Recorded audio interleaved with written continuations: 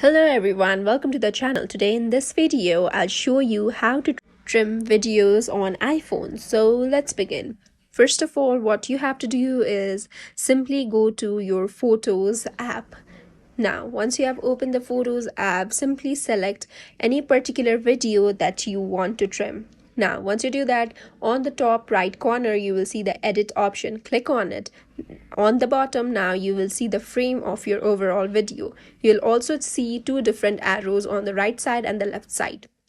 When you drag the arrow of the left side towards the right side, it will set your starting point. And when you drag the arrow from the right side towards the left side, it will set your ending point. You can also click on the play button to preview the video.